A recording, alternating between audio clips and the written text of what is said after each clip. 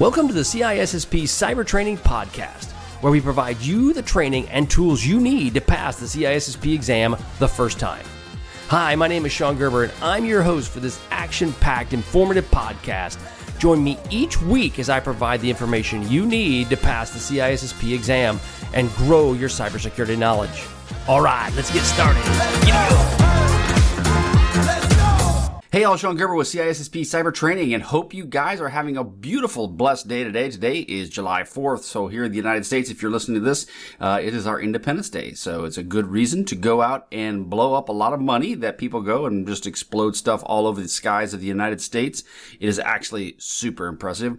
I don't know if I mentioned this on one of my podcasts before. I'm a pilot by trade, and so I would take up, in the old days, I would take up my girlfriends, and we would go look at fireworks as they're being shot off in my airplane, and it is just beautiful. Now that I've been married for 30, how many years? Oh gosh, think about this on the radio or on the podcast. A few years, 92. So whatever that is, 32 years. Yes, I've been married 32 years, been my wife for 35 years. So yes, I haven't taken a girl up in an airplane since my wife was the last person, which is good, which is very, very good. That's why I've been married for 35 years or 33. Whatever it is, a long time, really, really long time. But yes, so yesterday I went out and got pictures taken with my family, and it was fun. Got a lot of those done. So it was an expensive endeavor, but we have a total of about 15 adults in my family now. So it's quite growing quite quickly. But you guys did not get on this podcast to hear about this, but you did wanted to hear about the CISSP and Domain 6. And so that's what we're going to get into, is Domain 6 of the CISSP. But before we do, there's one article I wanted to bring up that I saw as it relates to SaaS cybersecurity. So if you're not familiar with SaaS, that's software as a service, and majority of many different companies operate in the SaaS environment. And they have this comes from Forbes. There's an article out there about threats and mitigation strategies for SaaS environments.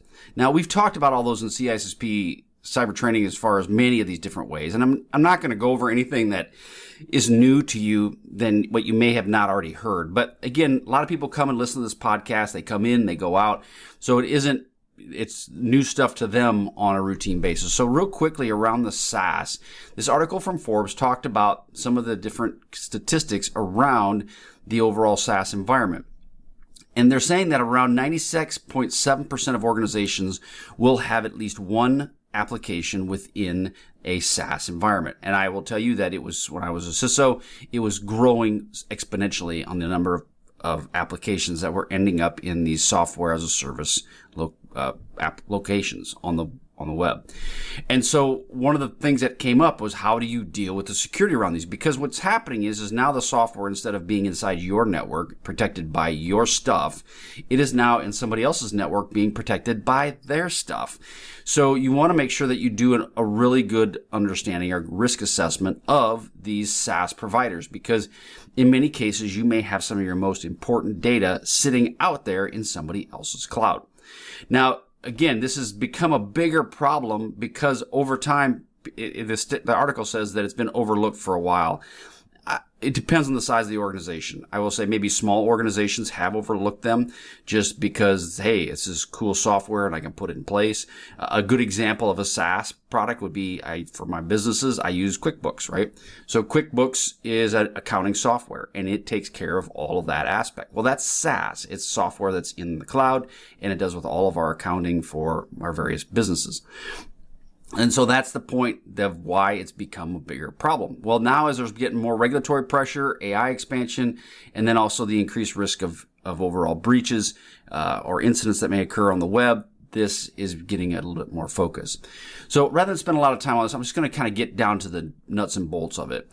You have obviously different types of attacks, right? Your supply chain attacks, credential exploitation, multi-factor bypassing. There's different ways you can get into a SaaS environment. And so you need to kind of understand what are some of these different attack vectors.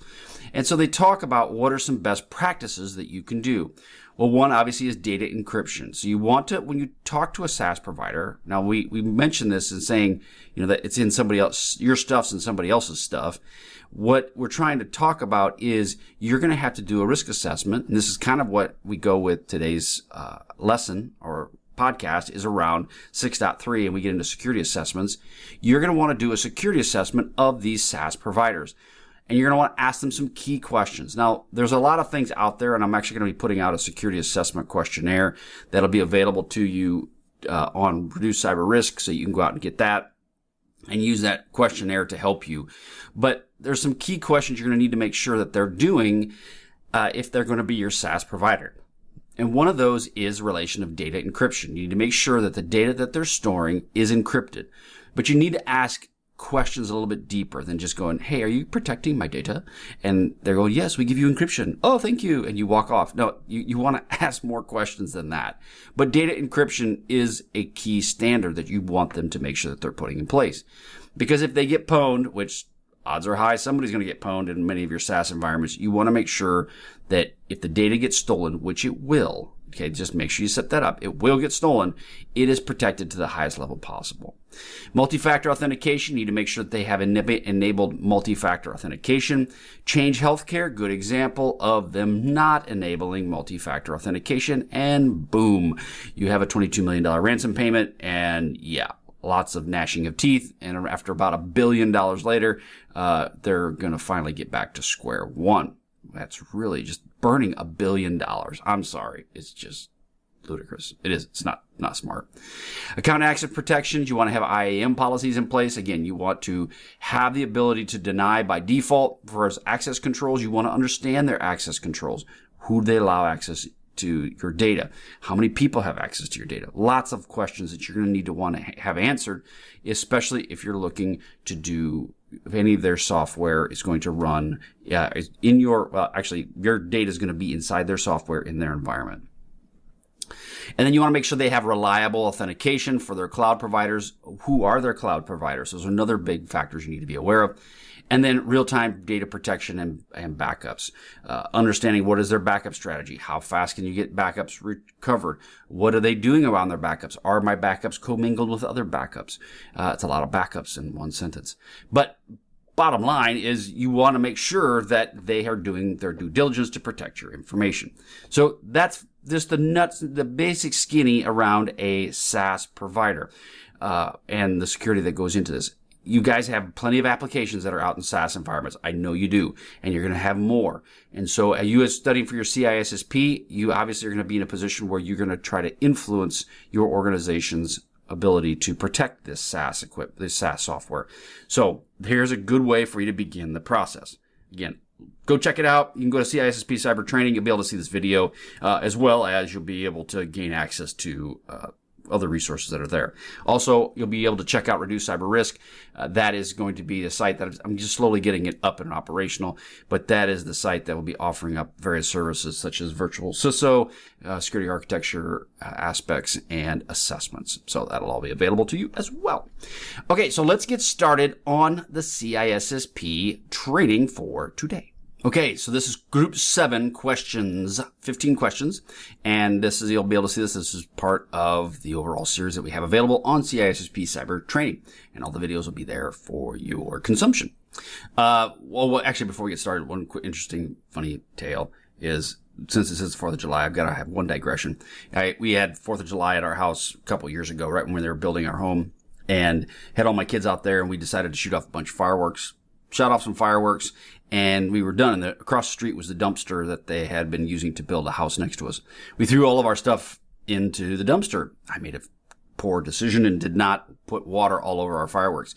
About 20 minutes later, I have a, no kidding, dumpster fire in my front yard. It was pretty cool. Actually, it was like flames shooting up. It was impressive. Yes. And then trying to put out a fully raging flames out of a dumpster fire when you have wood and all kinds of fun flammables inside there. Yeah, that was a good time. That was a great time. But so don't do that. Piece of advice. Do not throw fireworks in trash cans without thoroughly dousing them and letting them sit out overnight. Good idea. Just wait a day before you do that. Okay, group 7. All right, this is when we're going to CISSP cyber training. We are getting into domain 6.3. And here are some of the questions. Okay, so which of the following is a black box testing technique? A, fuzz testing. B, static analysis. C, penetration testing. Or D, code review. So which of the following is a black box testing technique? And the answer is C, penetration testing. Black box testing focuses on assessing the system from an external perspective, or basically don't even have a look. You don't know what it is. It's black box. It's an empty box, right? Without the knowledge of its internal workings. Pen tests will fall under this category, and it will simulate the real-world attacks, obviously by attempting to exploit vulnerabilities that you discover. So that's the purpose of the black box, is pen testing. Question number 2. What is the primary purpose of a vulnerability assessment? A, to identify security controls. B, to evaluate risk exposure.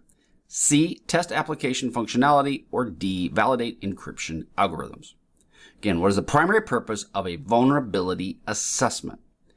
And the answer, we'll go with the questions again. Identify security controls, evaluate risk exposure, test application functionality, or validate encryption algorithms.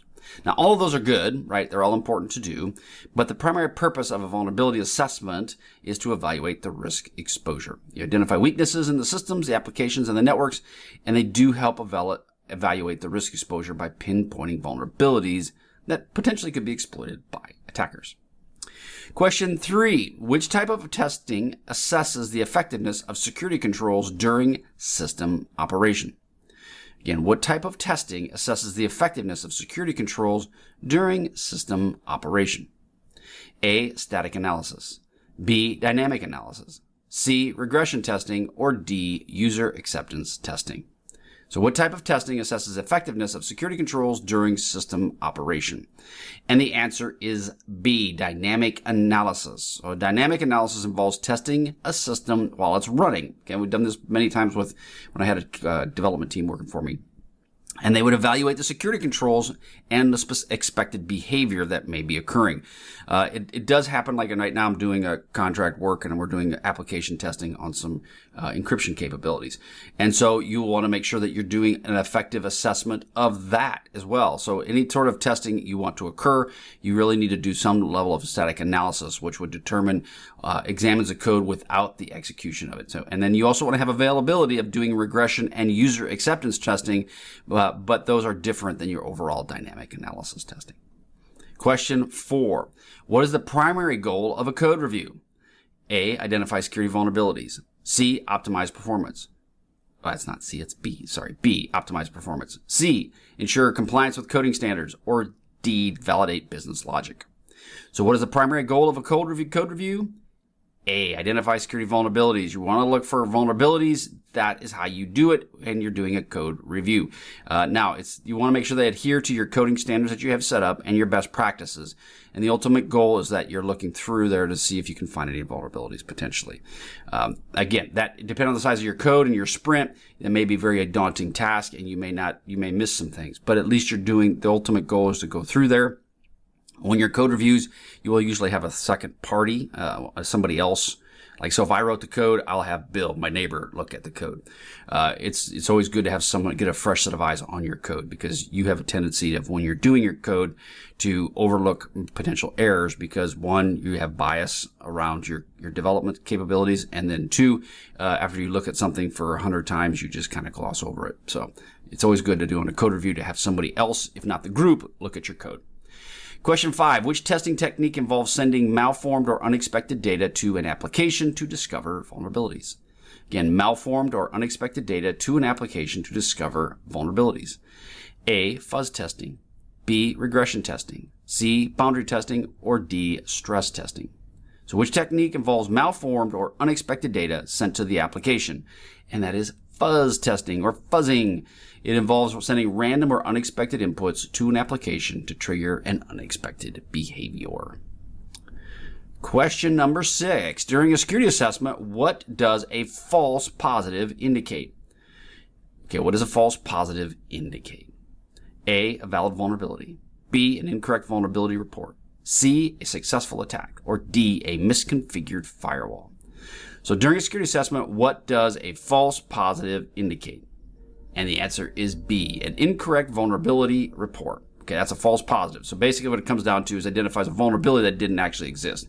Had plenty of times where you would do a report, come out and say that, yes, this web application is vulnerable to X, and you start digging a little bit deeper, and it's like, yeah, no, that's not it. But what a lot of times happened when we got a lot of false positives is we would have to do some sort of authentication scanning. And when you do an unauthenticated scan, you can get a lot of really squirrely responses. So authenticated scans are usually your best, but they do take more work to make those happen. Question 7, which type of testing focuses on the interaction between the different system components?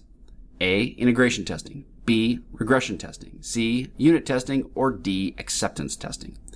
So which type of testing focuses on the interaction between different system components? And the answer is integration testing. Integration testing verifies the interaction and compatibility of various system components and ensures that they all work together as you are expecting them to do so. Question 8. What is the primary purpose of a security audit? A, evaluate system performance. B, assess user satisfaction. C, validate encryption algorithms. Or D, verify compliance with policies. So what is the primary purpose of a security audit? And the answer is D, compliance with policies. That is the audit, verify the compliance with your policies. That's the ultimate goal of a security audit, is to make sure that your policies, controls, and standards are there and that they're being followed by your organization.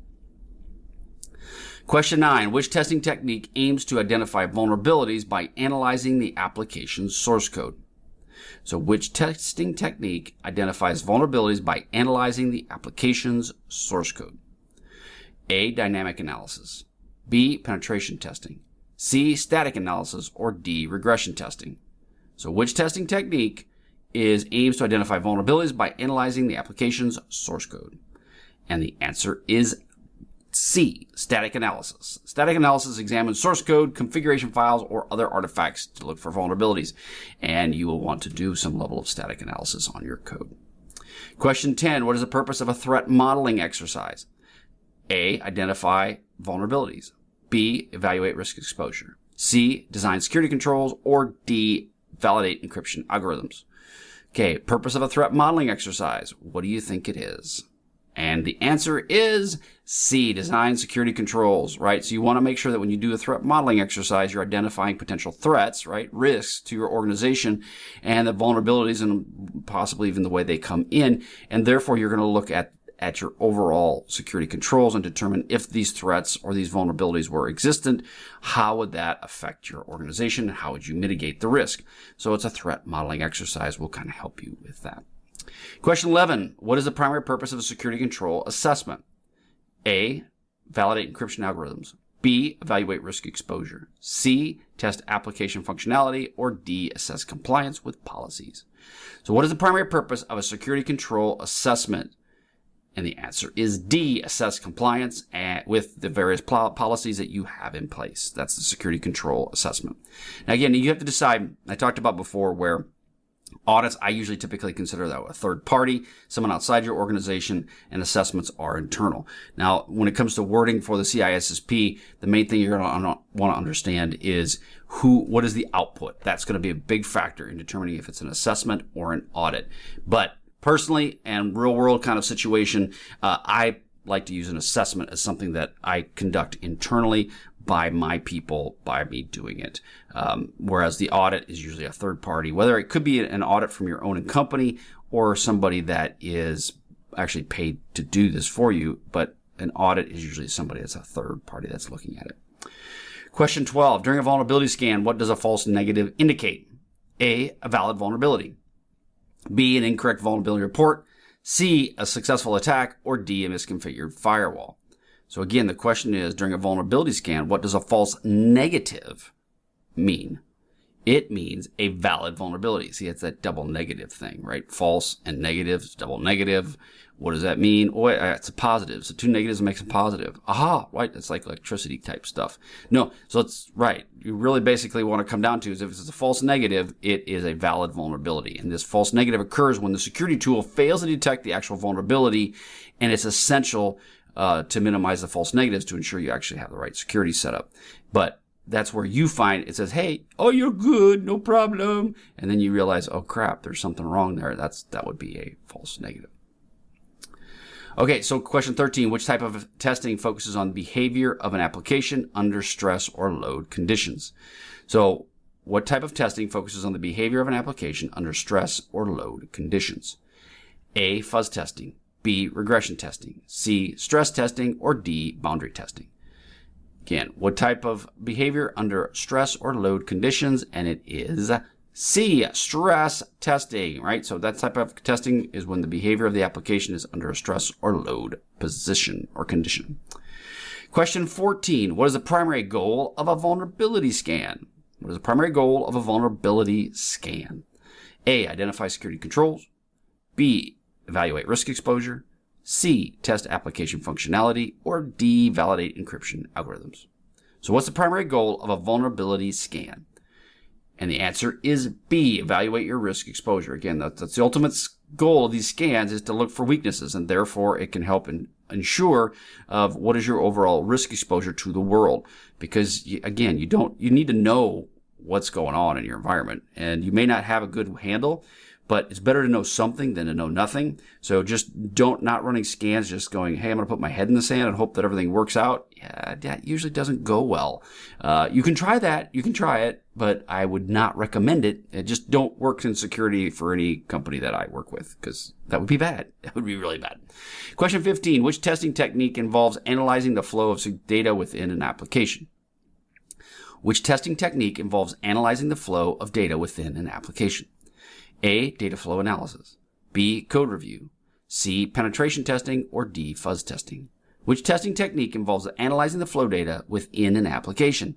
Look for the words data flow analysis, right? A, data flow analysis examines the data, how it moves through your application, looking for potential security issues, input validations, data leakage, and other access control challenges.